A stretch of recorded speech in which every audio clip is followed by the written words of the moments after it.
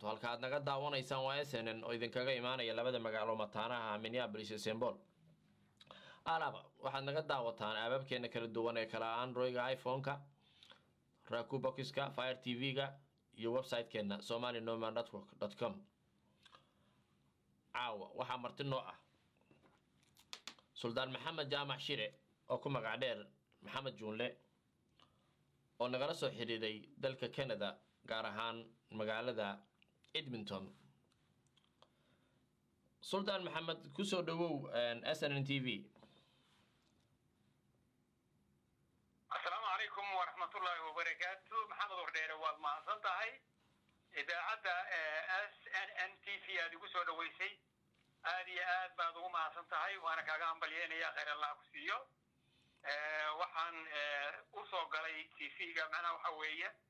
لو الريموت ومعنا وحوي هذه حنوتشي وضل كثير لبعض الريموت ما شعر يستي أنا وحكي هذا ومد الصوماليات أنا وحكي هذا شعر Suldaan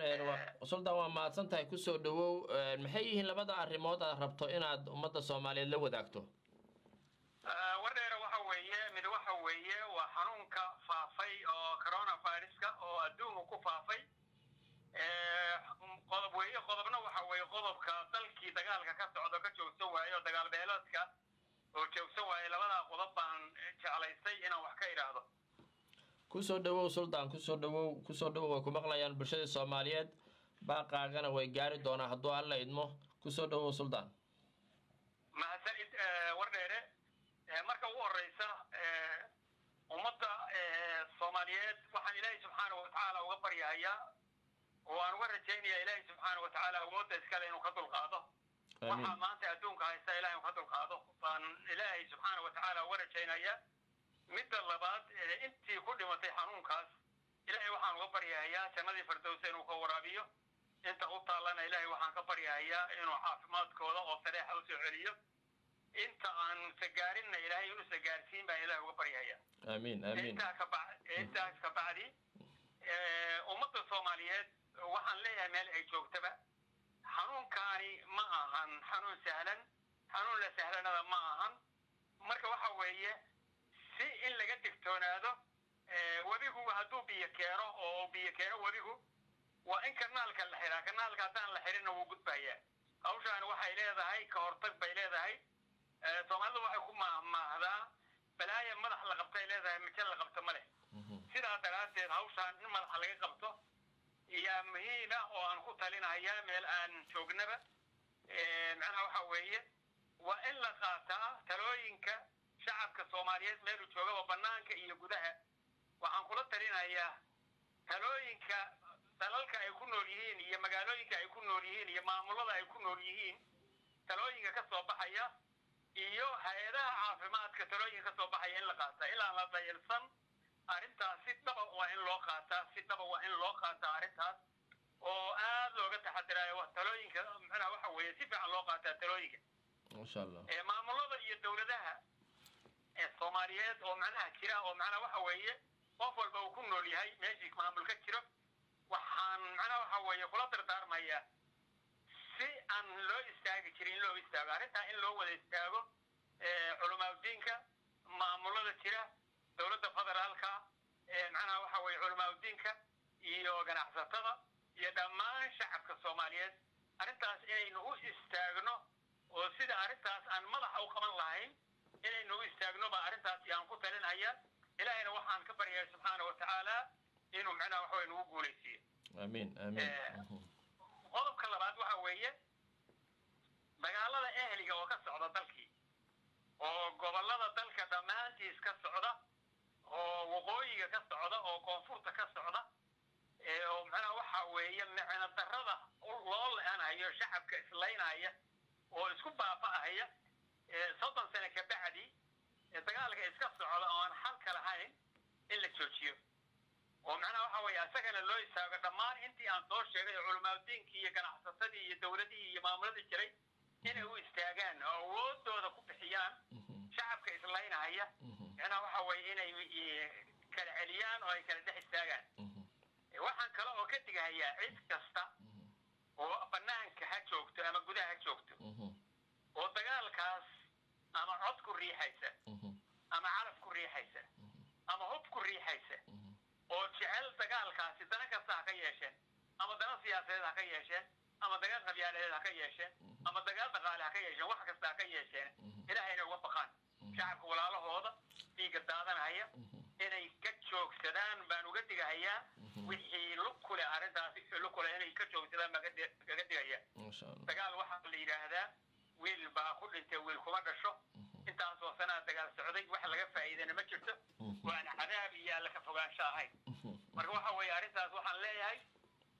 culummada iyo macnaha waxa weeye sayaadiinta iyo dhammaan waxaan leeyahay loo istaago macnaha waxa weeye gacan birana arrintaa lagu qabto arrintaana hala joojiyo yaan ku baaqayaa insha allah hadaa la yihahdo ilaahayna waxaan ka baryayaa mar labaad ilahay inuu nagu guulaysiiyo walaalaha islaynaya kala celintooda iyo macnaha waxa kala joogtooda maasha allah suldaan waa mahadsan tahay suldaan fursaddan aad nala soo xiriirtay baan waxaan jeclaan lahaa telefishinkeena SNN inaan uga faa'iidaysano sida aad la socoto ama aad maqashay haddii aad gudbisatay labadaadii qodob oo kugu muhiimsanaa waxaa jira in maamulka Somaliland inay jiraan isimo maalmahan aad u hadalhayay dib u heshiisiinta Soomaaliya sida boqorro iyo salaadiin ka hadlay idaacadaha oo aad mataqaanaa uga hadlay in ummadda Soomaaliyeed ay wada hadasho oo ay dib u heshiisiin gasho oo waxyaabaha Somaliland iyo Soomaaliya u dhaxeeya inay ka hadlaan arrintaasi ilaa hadda isimada koonfurta ka soo jeeda ama gobollada kale ee Soomaaliya aan ahayn Somaliland kama aysan hadlin mana aysan soo dhaweynin mana aysan mataqaana ka hadlin arrintaasi ma la socotaa adigu se maxaad kaga hadli lahayd oo arrintaas aad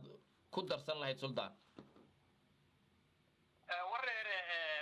waa su'aal wanaagsan oo aad iyo aad u wanaagsan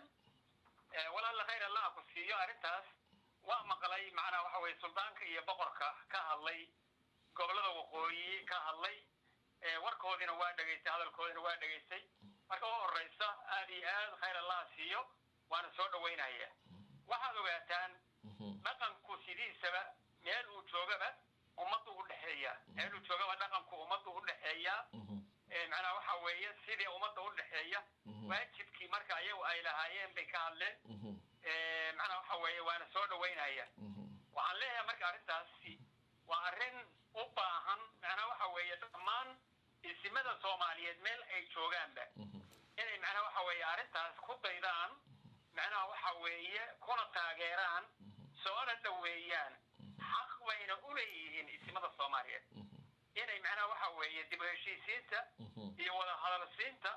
ummadda Soomaaliyeed meel ay joogtaba inay ka mid yihiin macnaha waxa weeye xaq bay u leeyihiin horeyna u ahayd arrintaasi arrin la gafay ahayd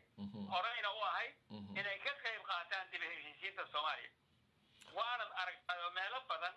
maamulo kastoo la dhisayo inta loo yeeraa waxaa la yidhaahdaa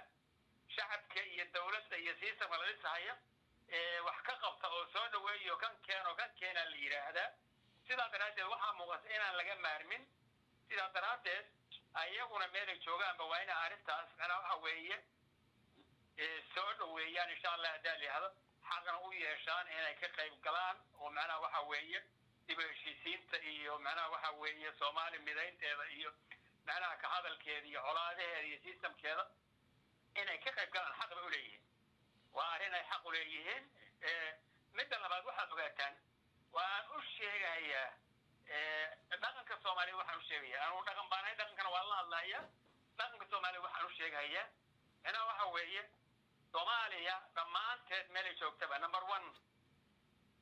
shacabka Soomaaliyeed guud meel kastaba joogte wax colaada iyo wax dhibaato iyo wax shidaa oo dhex yaalla ma jirto waxa intaas lagu kala maqan yahay oo dhibaataduna waxa weeye siyaasadda nimanka siyaasiyiinta oo macnaha waxa weeye ayagu ishaya baa lagu kala maqan yahay shacab Soomaaliyeed iyo dhaqan Soomaaliyeed laguma kala maqana inta labaad waxaan u sheegayaa ogaataan Soomaaliya gumaysigii ka hor Soomaali baan ahay markuu naga kacana Soomaali baan ahay haddana Soomaali baan ma sha Allah marka insha Allah hadaa la yiraahdo inta lagu baraarugo khayr badan waa inay rajaynaya insha Allah hadaa la yiraahdo waana mahadsantiin جزاكم الله خيرا خير الجزاء محمد جامع شره سلطان محمد جامع شره oo kuma gacdheer سلطان جونله oo nagala soo xiriiray dalka Canada magaalada Edmonton waxaanu ilaahay kaaga baryaynaa adiga iyo dadka simada ah ummadda Soomaaliyeed u shaqeynaya oo waqtigooda iyo energy-gooda gashay in ilaahay subxaanahu wa ta'ala ajr idinka siiyo annaguna waxaan rajaynaynaa insha Allah ta'ala in dadaalada aad wadaan aanu idin kala qayb qaadan doono waxaan idin kaaga tagayaa Suldaan السلام عليكم ورحمة الله تعالى وبركاته وعليكم السلام ورحمة الله وبركاته